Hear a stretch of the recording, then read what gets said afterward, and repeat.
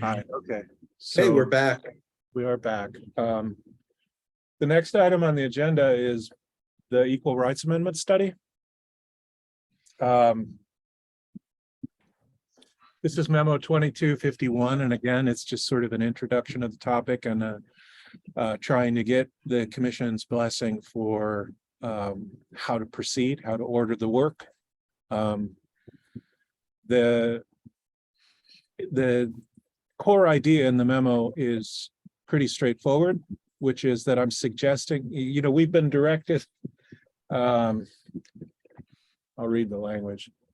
Legislature authorizes and requests the California Law Revision Commission study report on and prepare recommended legislation to revise California law, including common law, statutes of the state, and judicial decisions, to remedy defects related to inclusion of discriminatory language on the basis of sex and disparate impacts on the basis of sex upon enforcement thereof.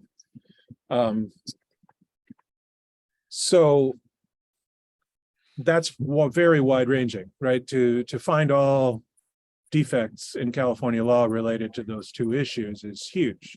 And again, I think that this is an area where we're going to probably want to lean pretty heavily on subject matter experts to advise us and to assist us in our research on where the problems are. What I have proposed in this memo is that the first thing should be to look at the prospect of codifying the effect of the Equal Rights Amendment in California. So, adding statutory language to realize for people in California the benefits that would accrue under the federal ERA.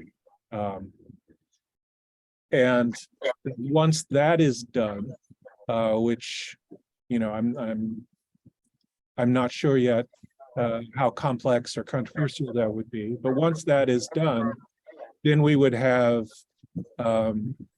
established a principle that we could then refer back to in combing through California law for anything that is at odds with that principle.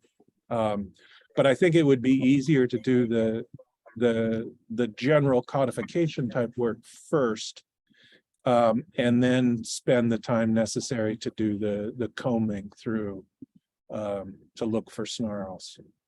And I think that part of and we've talked about this, I think, at the last meeting, part of the process of doing the initial review of possible codification would be looking at and establishing the scope of this assignment, understanding like what would the effect of the ERA be in California that California needs to avoid conflicting with.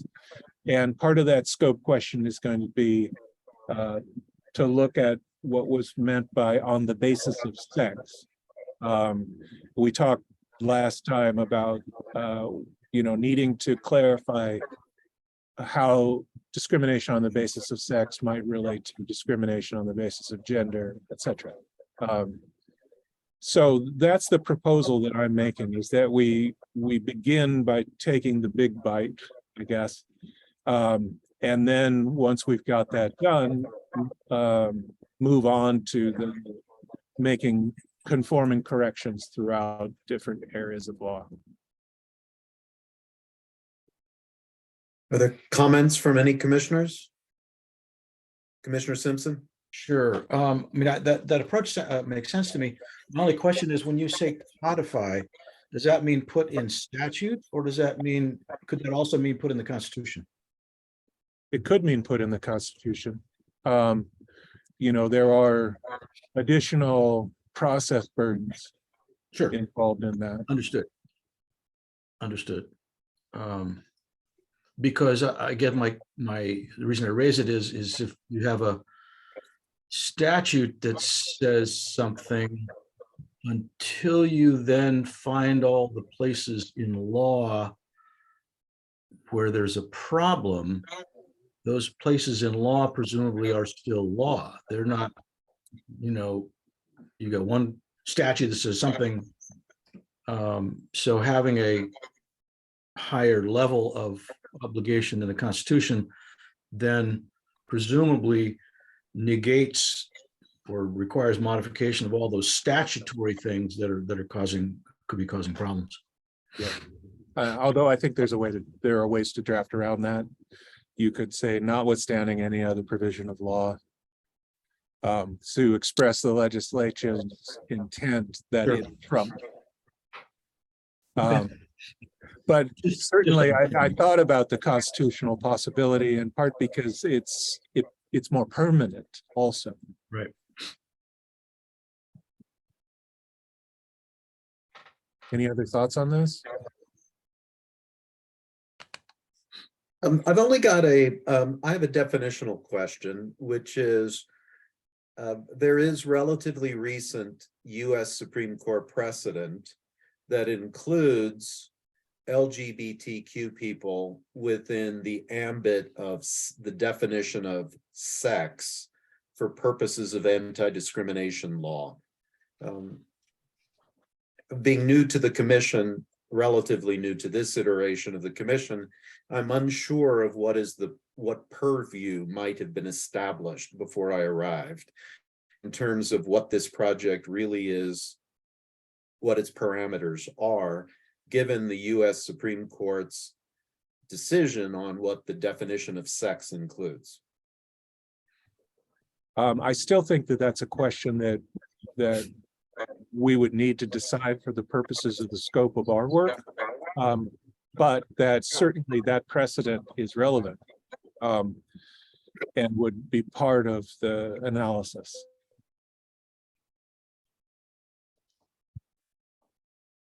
Okay. And I expect that, the next time this is on the agenda, that would probably be the first topic would be the scope of the study and scope of reform that we would be looking at. Anyone have any contrary views about how to proceed? Okay. Hearing none. That's the only decision point. And I don't know that it really even needs a vote, I think, because I'm just providing you with my intentions and to give you an opportunity to object if you had any concerns. But in the absence of concerns, that's how I intend to proceed. Actually, when I say I intend to proceed, I'm actually going to step away from the study, and Kristen Burford will be leading it. I need to make more time for antitrust, for my attention to antitrust. So the next time this is on the agenda, Kristen will be presenting. Okay, that's all I need for that one.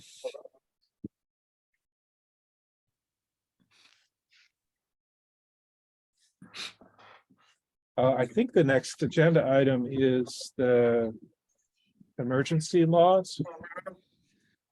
Yes, I believe it is. Hello, commissioners. Good morning, everyone. Morning. So today before you on the emergency law study, there are two memos. I'm going to briefly sort of situate everyone as to where we are in the study overall. And the first memo actually presents a white paper from the California Constitution Center. We have a representative from the Constitution Center here to summarize the white paper and take any questions from the commissioners. So once I get through my introductory remarks, I was going to propose handing it over to Daniel Bromberg of the California Constitution Center so that he can present the white paper and take any questions from the commissioners. And then I'll come back and discuss the second memo. So to date in the study, we've been looking at sort of a comparative analysis of different approaches taken kind of throughout the United States in their emergency laws. And we've been focusing very specifically on the language of the emergency law. And we've gone through what different approaches are taken to commencing the emergency and emergency powers. And we've addressed emergency spending to a smaller extent. The white paper that's presented with memo 2022-52 discusses constitutional issues related to the emergency powers that are conferred on the governor. And the final memo addresses different approaches to termination of an emergency.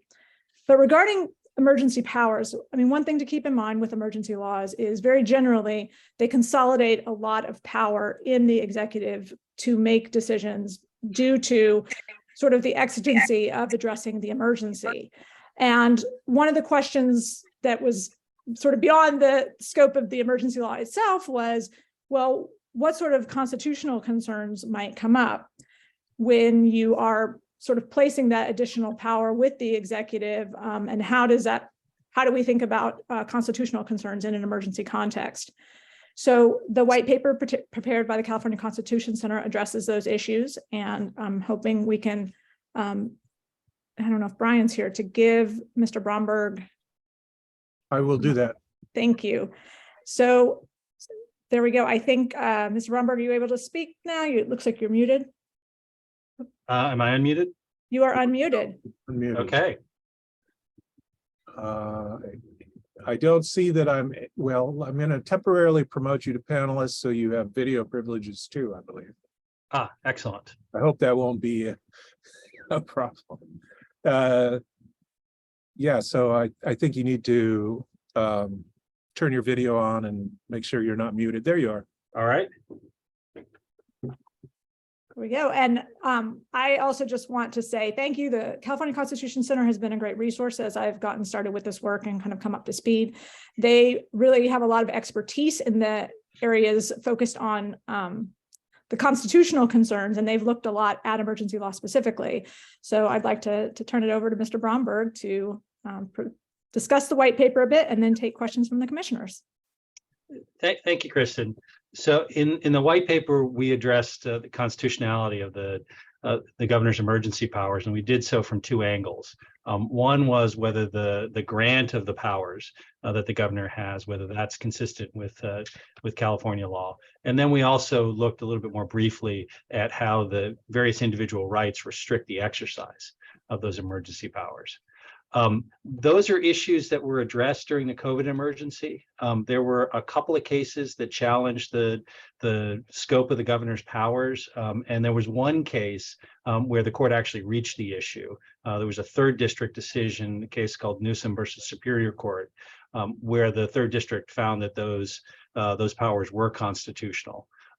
There also were, literally dozens of challenges based upon individual rights. Most of those failed.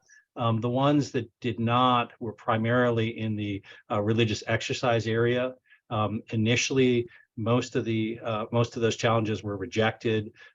As the pandemic went on, there were several challenges that were partially successful, mostly in the U.S. Supreme Court. And then those cases were settled before there was a final determination on them. Basically, what we say in the white paper, and please feel free to interrupt me if I'm repeating things that you've already read and understood. With respect to the powers that are granted to the governor, we found that was the determination that the third district made was consistent with California law. California law is generally very flexible with the ability of the executive branch to share in some legislative powers. Generally, those will not be found to be unconstitutional unless they invade the core powers of the legislature to the extent that they're either arrogating those powers to another branch or preventing the legislature from exercising those powers. There's also a related doctrine about non-delegation that limits the amount of power that the legislature can give away. Generally, that's a very limited doctrine. I think the Supreme Court has said that non-delegation violations under California constitutional law are few and far between. What you generally look for is whether there are sufficient standards and safeguards to make sure that the executive is following the fundamental policy choices that the executive branch has made. The Emergency Services Act satisfies both of those requirements. The act does extend some pretty broad powers to the governor. Probably the broadest is the ability to exercise the state police power where necessary to further the ESA's concerns. once an emergency has been declared. It's also an ability to suspend certain laws that interfere with emergency actions, ability to move around funds that have been appropriated, and some other powers as well. None of those violate what's called the core powers doctrine, in part because they're non-exclusive. The legislature still retains the power to legislate in those areas and effectively overrule what the governor has done, and that did happen in several instances during the pandemic. They're also temporary. The powers are limited for the time period of the emergency, and any actions that the governor takes during those emergencies expires after the emergency is terminated. And the governor is required to terminate the emergency at the earliest date possible. I think, as you all know, some emergencies have gone on for a very long time, but the legislature also retains what's essentially an emergency break, and that they can pass a concurrent resolution and terminate the emergency. So we don't think that there's any problem with the as far as separation of powers with respect to the authority given to the governor. Same is true for the related idea of non-delegation, which in some ways is kind of the flip side here. Generally, under the non-delegation doctrine, you look at two things. The first is whether the legislature has made the fundamental policy decision. And then the second is whether there's sufficient standards and safeguards to ensure that the executive branch is following that fundamental decision.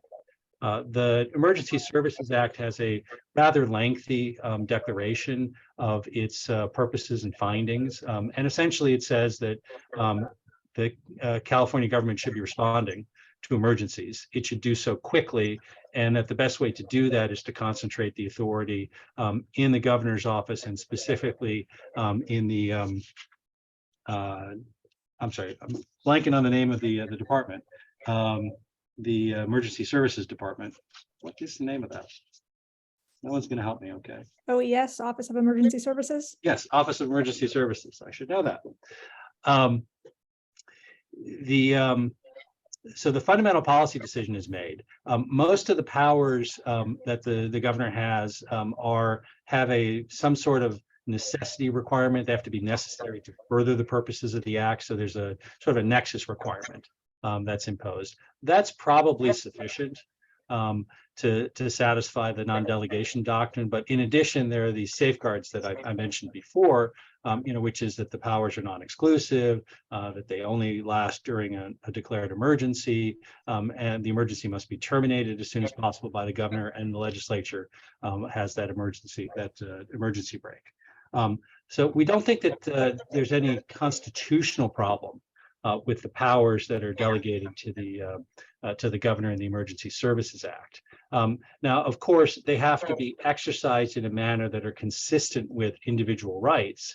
And I think almost by definition, in emergencies, you have the exercise of power coming into conflict with individual liberties. You are telling people that an area has to be evacuated, or that people cannot go back to their houses in time.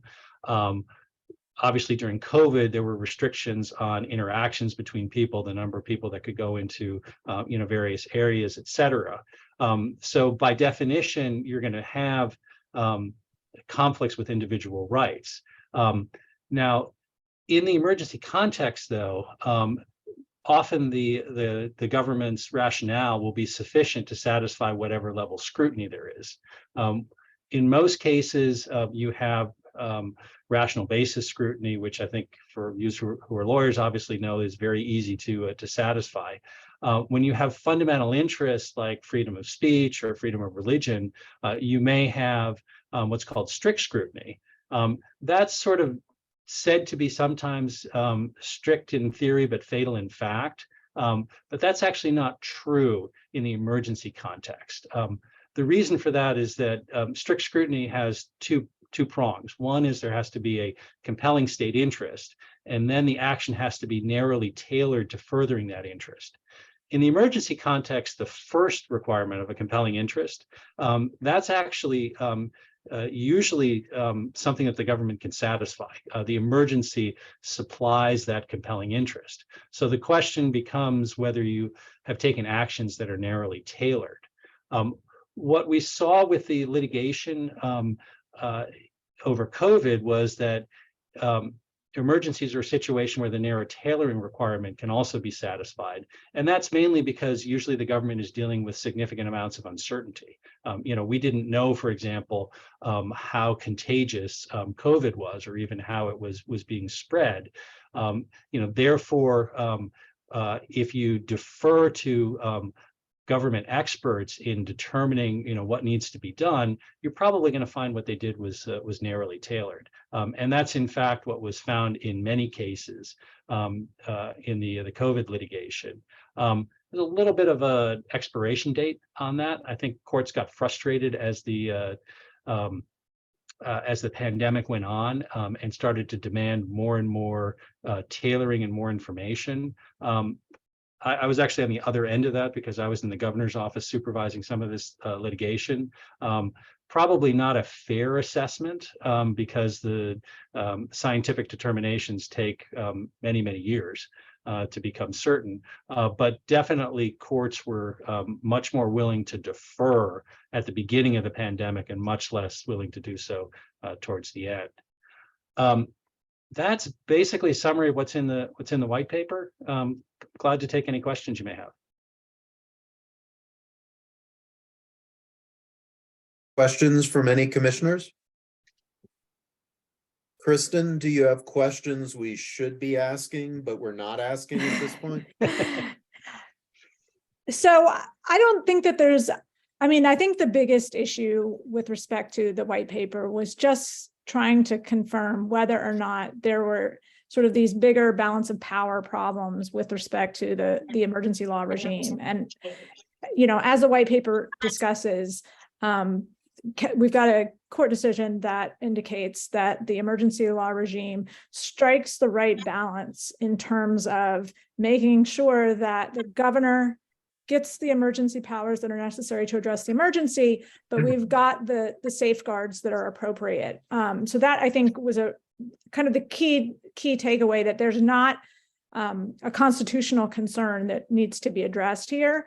With respect to the individual rights, I think that there's some interesting questions about, some of these decisions, as were indicated, are very fact specific and can kind of ebb and flow over time. And the uncertainty around the emergency can sort of change how that analysis goes. So I think it's a little bit harder to describe exactly what the contours are, because I think that there are going to be some things that are changing as time goes on. But I think those are really the key takeaways at this point for the commission. Since we have the professor with us, I have a scope issue, a scope question, which is, to me, there are so many different kinds of emergencies. And so when I'm trying to conceptualize this area, there are a dozen completely different buckets. For example, I understand an earthquake. Are there emergency provisions that you've seen that are expansive enough to include ongoing crises like climate change? Because it would seem that it is a valid perspective to view us as being in a climate emergency, but that has no end to it other than extinction of the race after we're all dead. So how do we put parameters around what the scope and length of emergencies are that are contemplated in our existing legislation? So a lot of ideas in there. As far as what is covered, the statute is worded extremely broadly. Climate change may be a little bit too far in there. It has to be something that is beyond the capability of local governments to deal with. So there would be the question whether climate change is something that regular government processes can deal with. Other than that, though, the statute is, as I said, phrased extremely broadly in terms of what kinds of emergencies can be covered, which makes sense because you don't always know what the emergency is going to be. The statute's been around since the 1970s, and originally it was passed during World War II. Its predecessor was passed. In that time period, what you'll see is that there have been more and more specific provisions dealing with specific types of emergencies. So the governor's discretion has been focused more and more in things as the legislature has gotten experience with those particular areas. And I think that's actually a wise way of setting up the statute. You want the governor to be able to deal with things that are entirely unexpected, things that you don't think the legislature will be able to move quickly enough. So you need to have a level of flexibility. But once you know that there are recurring types of emergencies, like earthquakes, like wildfires, like floods, it's certainly appropriate for the legislature to be directing how the governor exercises the discretion in those situations. Just one final question, which again will sound off point, but I'm trying to kick the tires and understand the vehicle as we're starting the process. Would our existing legislation or whatever was in place at the time that Enron decided to turn out the lights in California, would the legislation have allowed the governor to take control of the power plants in the state? I don't know that off the top of my head. I mean, there was something similar that happened to that in the 70s where I think it was Governor Wilson, maybe, who declared an emergency because there was a gasoline shortage. And he issued several orders about how to ration the gasoline. So I think it probably would be within the scope, but I can't say for sure. It would definitely depend on the particular facts. Okay. Any other questions or comments from commissioners? Commissioner Simpson. Yeah, this is kind of back on the legislature's emergency break of a concurrent resolution.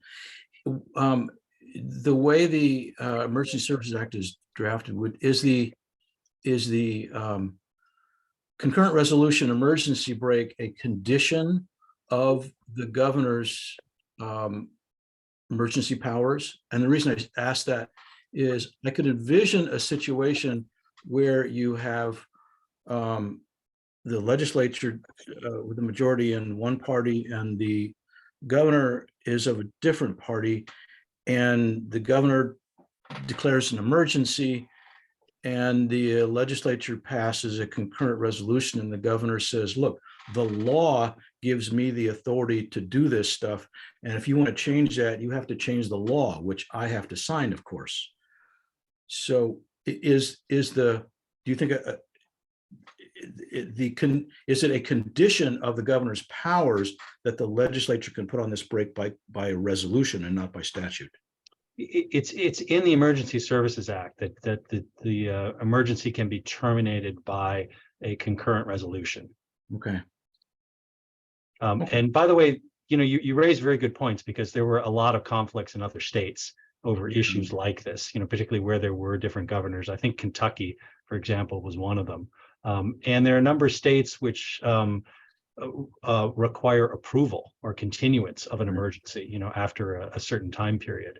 And that's something that, probably should be considered, because I don't think that when the Emergency Services Act was passed, it was contemplated that we would have the kind of lengthy emergencies that we currently have.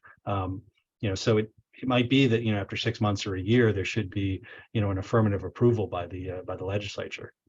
That's a policy choice. I think different states have gone in different ways on that, but definitely something that should be considered. Okay, thank you.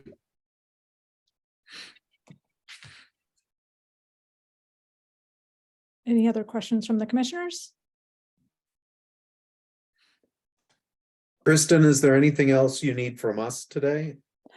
Well, I will be getting to my memo next, but I think if we're done with discussing the white paper, I just want to give another thank you to Mr. Bromberg and the California Constitution Center, both for the white paper and just the additional help that they've given me in terms of coming up to speed in this area. So I really appreciate that. And it's been a great help. And I wanted to thank you. So.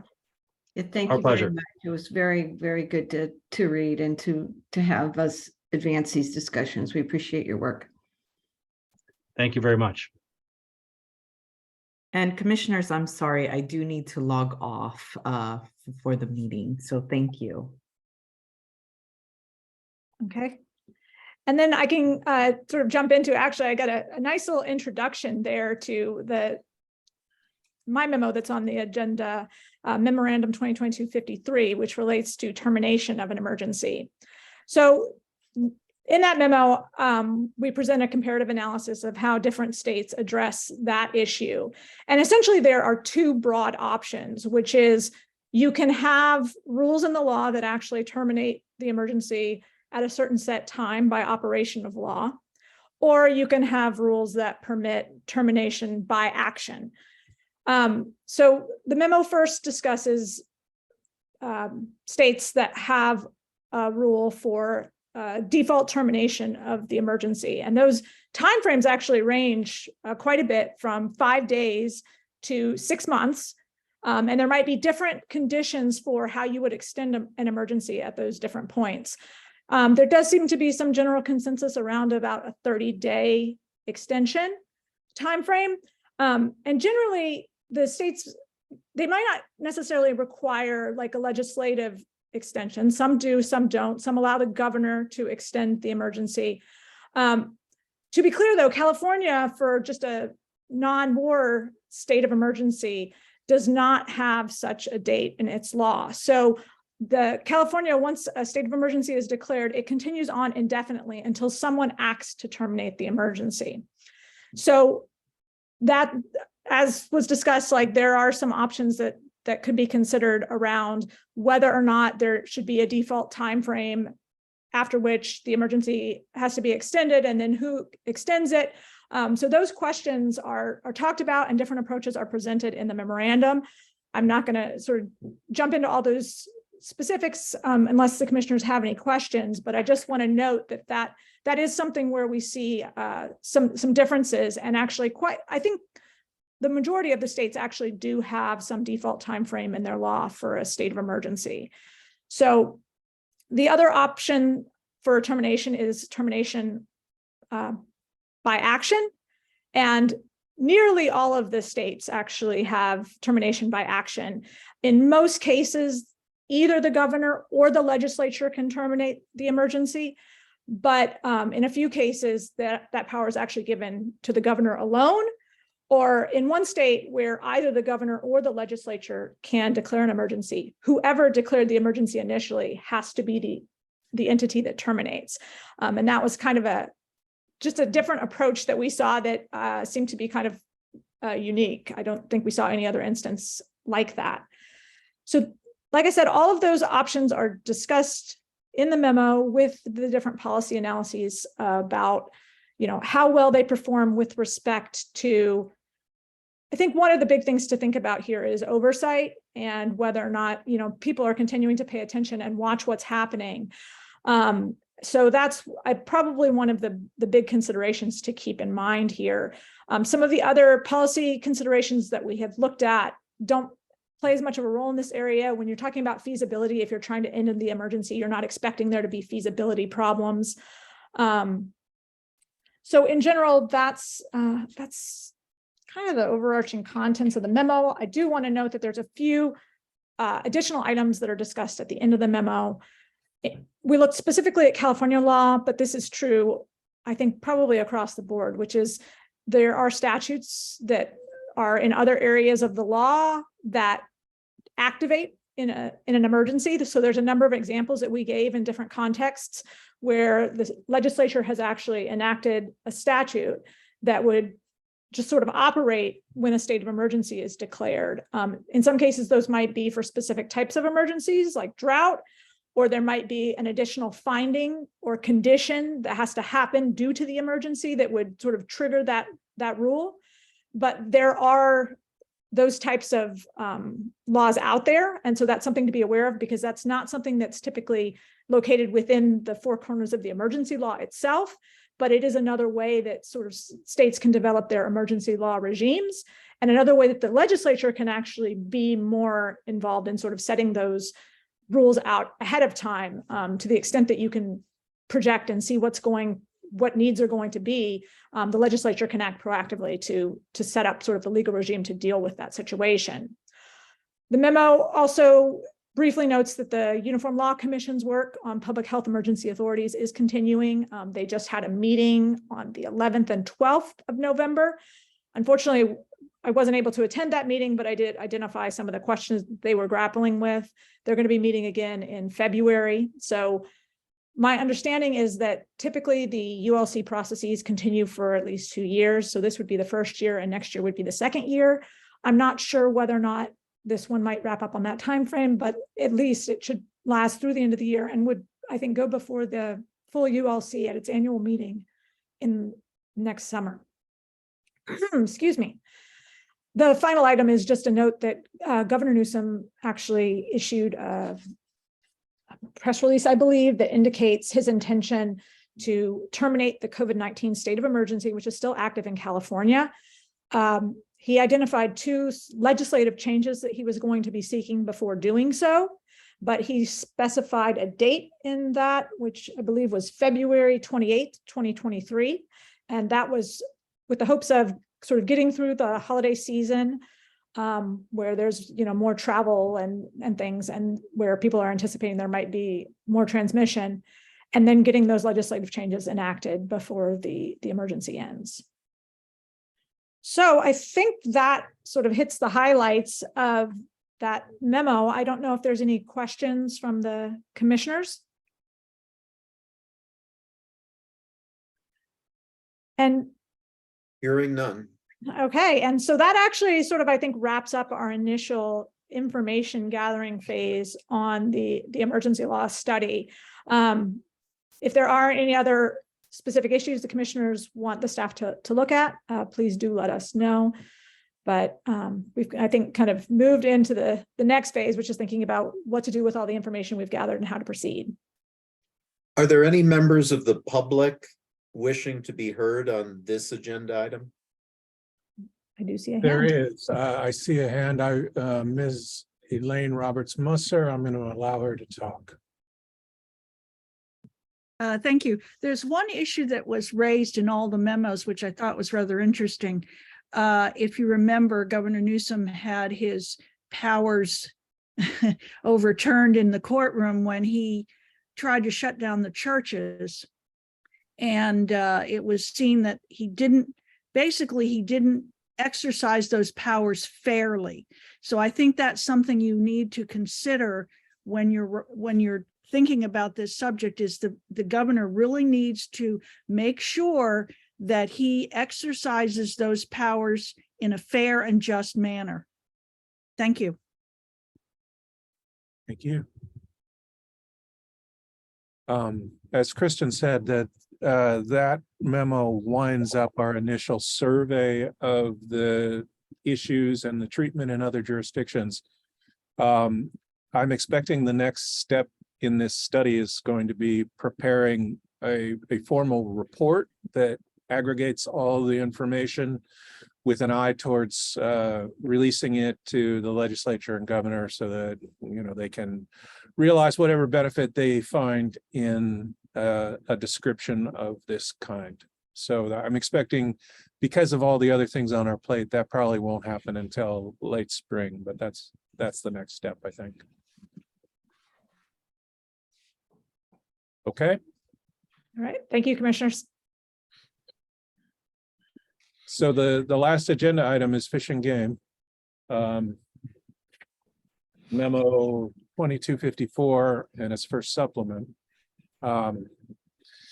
This has to do with continuing the work to evaluate the comments we received from the Department of Fish and Wildlife, Fish and Game Commission on the notes that were in our massive tentative recommendation. with an eye towards making technical improvements to the statutes in place without reorganization. And we've gotten closer and closer to being done with that. And I'm trying to sort of force an end because next year we're going to have serious demands on our unfortunately diminished resources. We're short an attorney right now. So what you see attached to the main memo is a draft of a recommendation.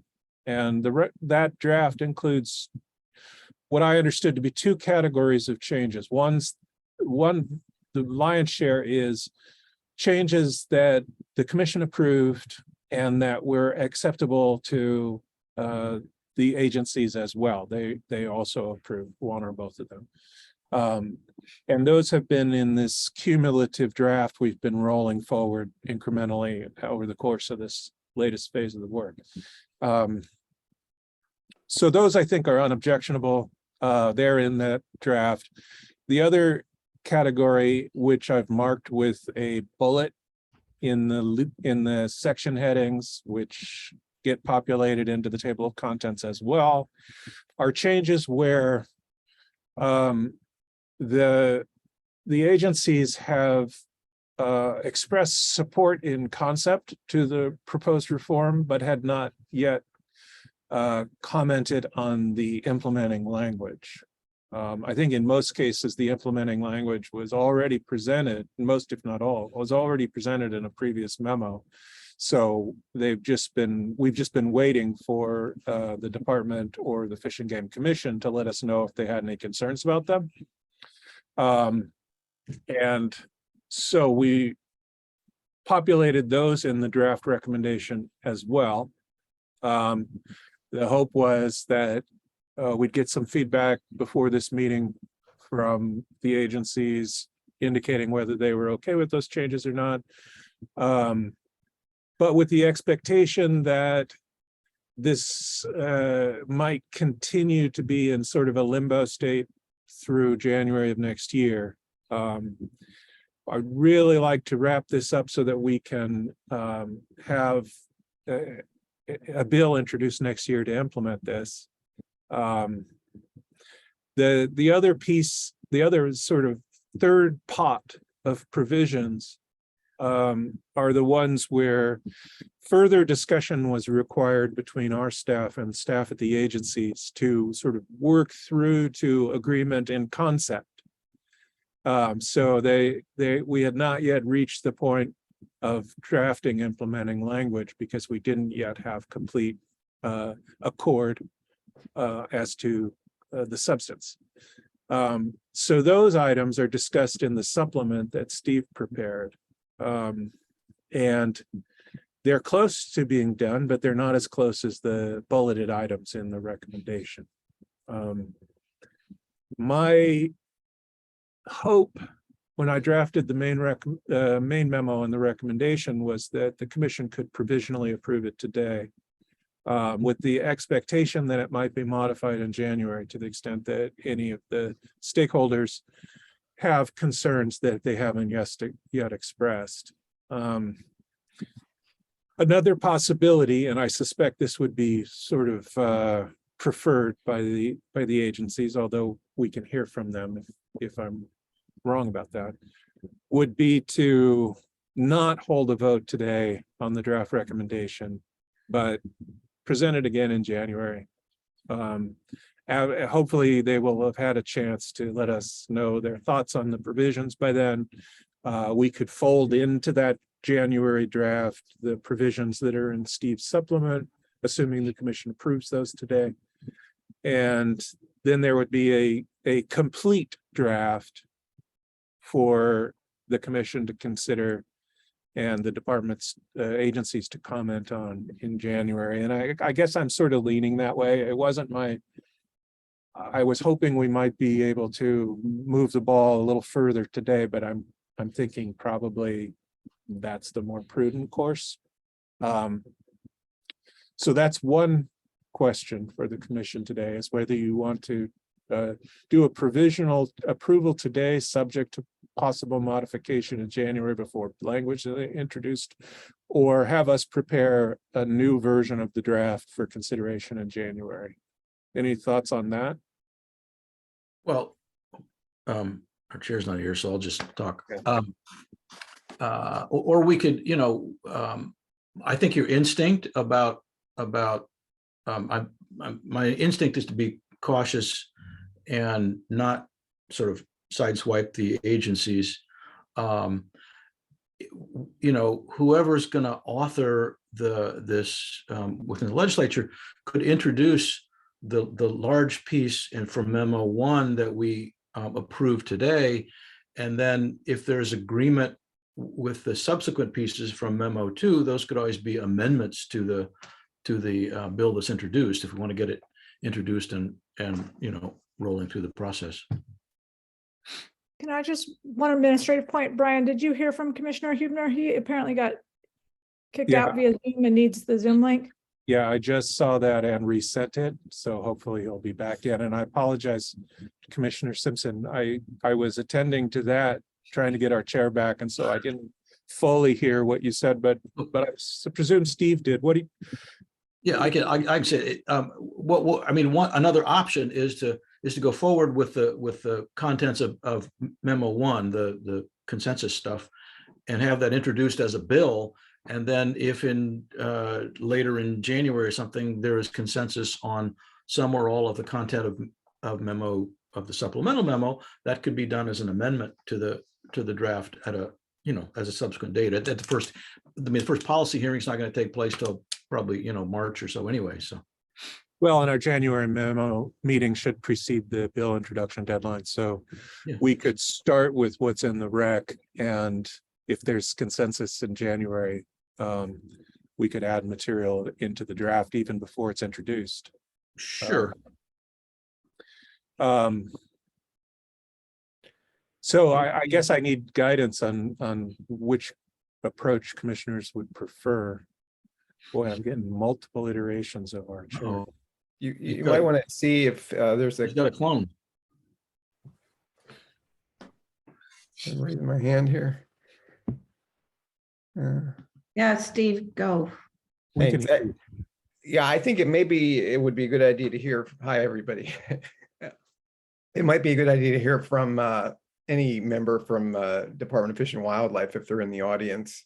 That might inform the commission. My concern is that the number of revisions in the draft recommendation, there might be some confusion on their part. Some have the bullets, but we've been working as best as we can with the agency, but there just may be some confusion about whether an item goes in which category. And so I guess it might be difficult for the commission to decide what to approve for inclusion in a draft rec today if we take only part of what's in the draft rec that's presented to you and have that be approved. But perhaps not. I don't know. I guess I think it might be helpful if there is anybody in the audience that would speak from Department of Fish and Wildlife on that issue. I see one person in the audience from Fish and Wildlife, but I don't know that she's authorized to speak for the department. I think she's observing. The Chief General Counsel was here earlier, but she let me know that she would probably be called away before the end of the meeting. I don't see her present, so I don't think we're going to get input. Why don't we? Here's my proposal. Let's just prepare a revised version for presentation in January. We can always do a bill draft request based on the content before the deadline for such requests, subject to modification if at the January meeting the contents of the draft are revised, and that would probably just be cleaner. Is everyone okay with that? Sure. Okay. There are a couple more issues that I have to talk about, and then Steve's going to ask you to approve the content of his supplement. One is that the chair, David Creo, who's not present, asked at a prior meeting that the narrative part of our recommendation includes some language about the recent California Supreme Court case on the definition of fish that applies to the California Endangered Species Act. And I added language. It's in the draft on pages 3 and 4.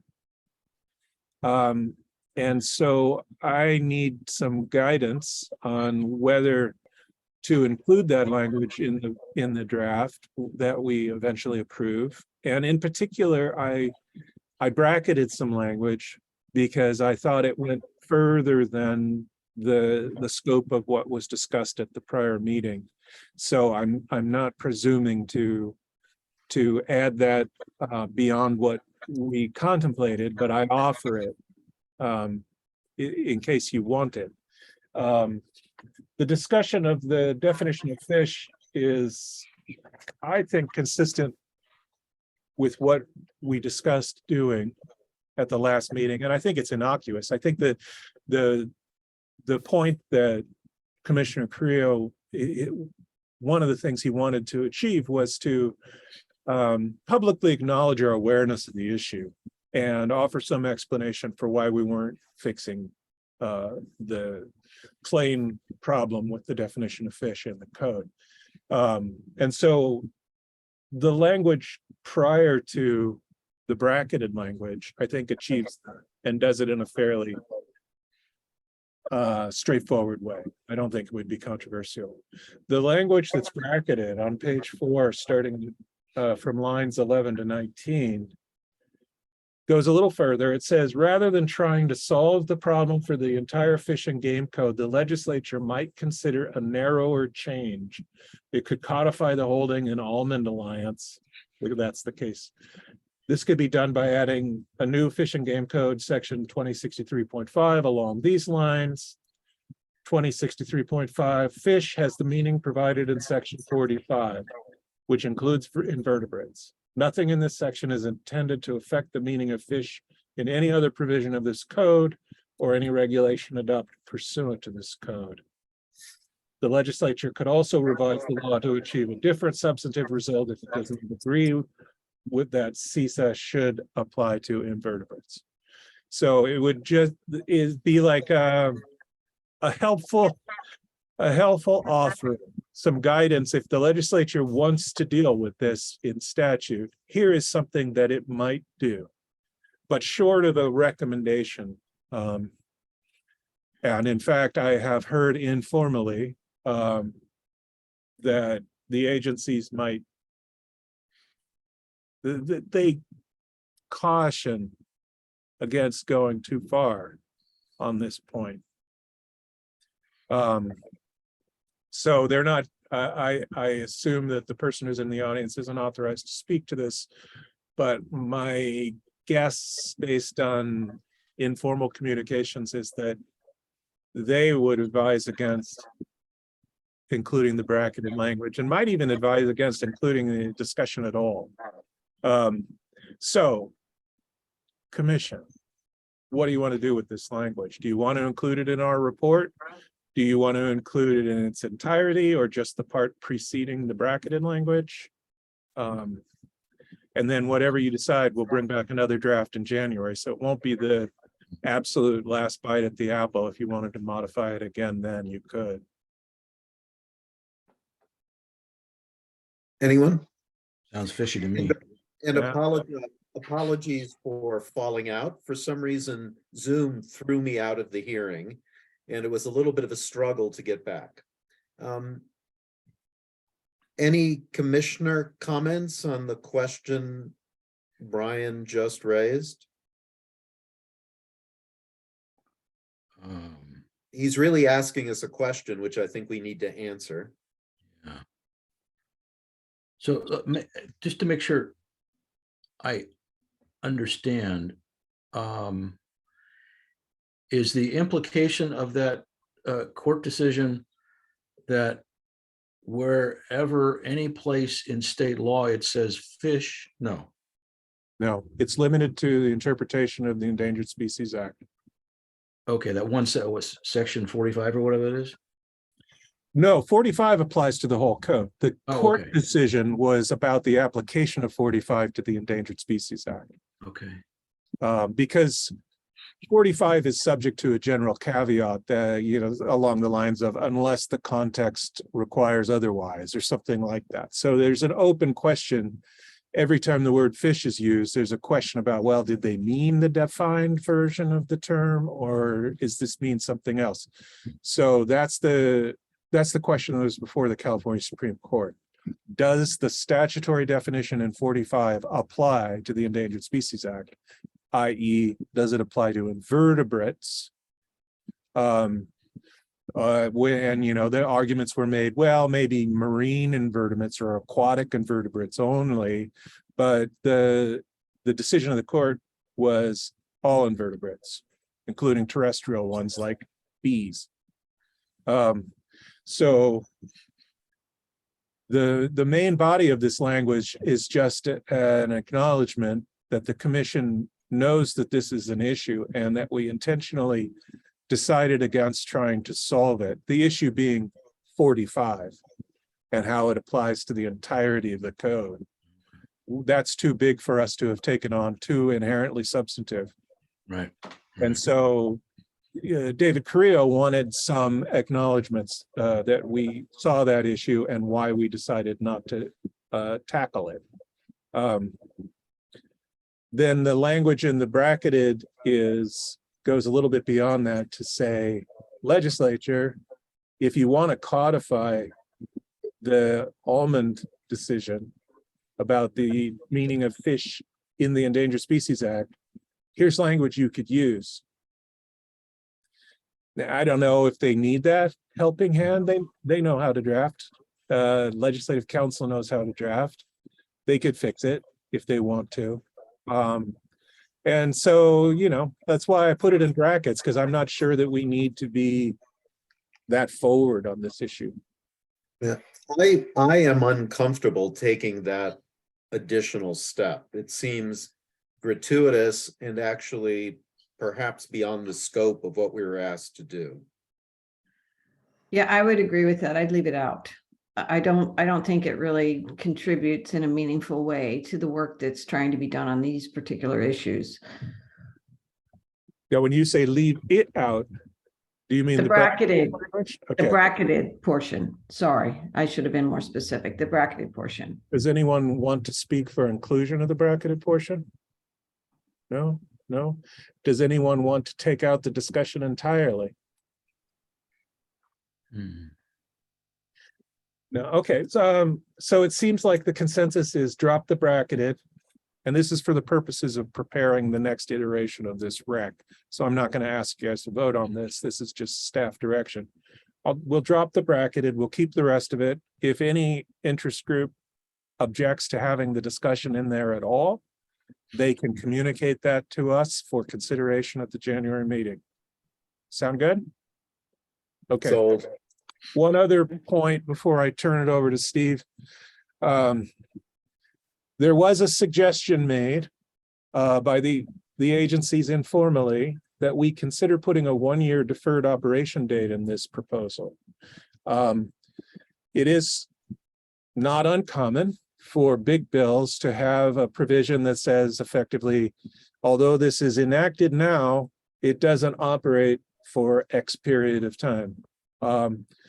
We have done that in the past, especially if not exclusively, when we've reorganized law and made sweeping changes to section numbers and structure. And the reason that we've done that is to provide time for affected people to revise their materials to reflect the new numbering scheme and to train and familiarize themselves with the new numbering scheme. So it's a transitional period. Here, we're not renumbering. We're just making a whole bunch of little technical changes that don't affect substance. So it's not clear that the rationale for a deferred operation that we traditionally have adopted makes sense here. There's no need to revise briefs or treatises or internal memos or manuals. There's no need to learn anything new because these are technical changes that aren't affecting substance. So there isn't, I don't see a significant transitional problem. And to the contrary, if we made all these changes deferred operation for a year, Legislative Council has significant hassle in that they have to have bills drafted to deal with two different versions of the section, presumably.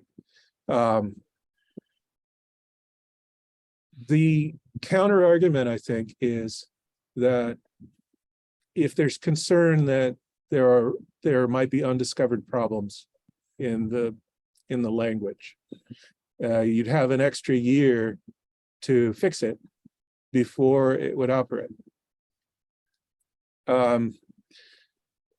That's, I think, the only argument that I can see. I don't see a lot of scope for those kinds of problems. We've put this through the ringer, and really curtailed the scope of change to where it really is just technical level nitpicking.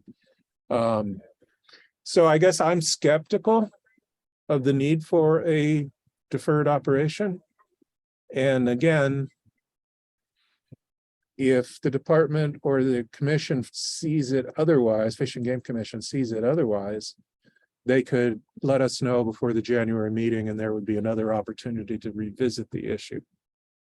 But I raise it just because it was raised to me.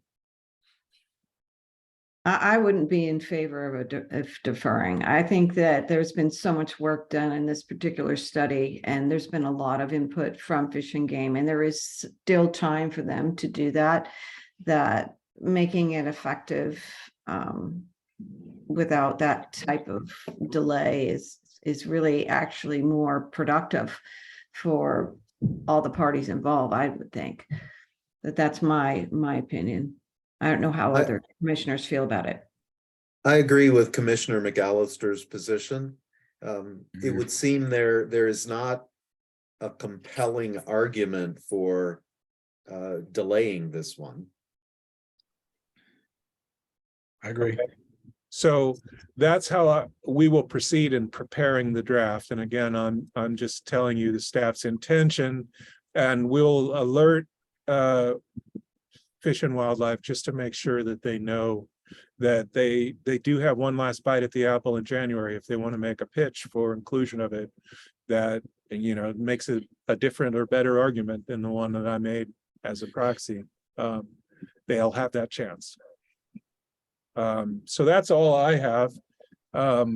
And Steve will present his supplement and then we'll be done. I apologize.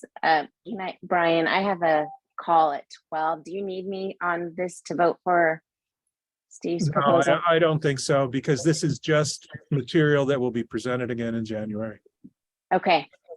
Sorry, I'll miss your presentation, Steve. That's okay. Nice seeing you. Thank you. All right. Thanks, Thank everybody. you.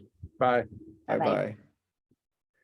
All right, we might have actually gotten it under the gun here before Mr. Jenkins had to leave, but so the supplement presents another series of proposed revisions, just like all the other public comment memos that were presented previously. There was going to be a little glitch about timing, because if you had approved the draft recommendation, then this would be after that and meant to go back into the draft recommendation. But since we're not approving the draft recommendation yet, this is just another series of provisions that we recommend revision to, along with some staff recommendations as to sections that should not be revised.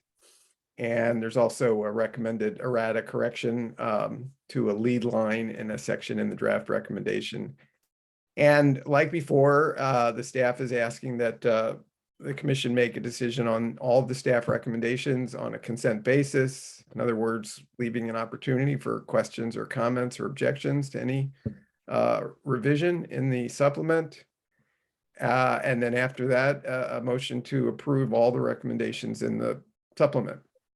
I'm happy to answer any questions.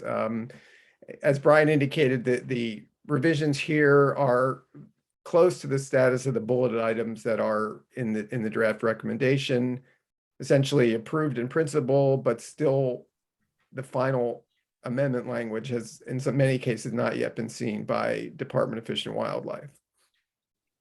Most times when they do see the language, they're totally fine with it. Occasionally, there's some little tweak that they ask for, but that's the status of these recommended revisions. So, any questions, comments, objections to anything in the supplement? And to be clear, if you approve them today, they will be included in the draft recommendation presented in January. Hearing no questions or Commissioner McAllister? I apologize. I was just going to make the motion to approve. Excellent. I was going to invite you to. Is there a Thank you. second? Second. Okay, the motion being that all staff recommendations in the supplement are approved. Mhm. And the provisions that are revised that would be proposed will be going into the draft recommendation. Why don't you call the roll on that one, Steve? Sure, I'm going to do it based on who I see here on my screen. Commissioner Simpson, Aye. Commissioner King, Aye. Commissioner McAllister, Aye. Commissioner Hebner. Aye. And just to be clear, Commissioners Cubis, Jenkins, and Carrillo not present. Yes. All right, that's all I have. And that's all we have. Thank you very much. All right, I'll see you all in January. Happy Thanksgiving and happy holidays to all of you. Likewise. Same. Thank All right. you. Thank you. Bye-bye. Talk to you again. Bye. Here.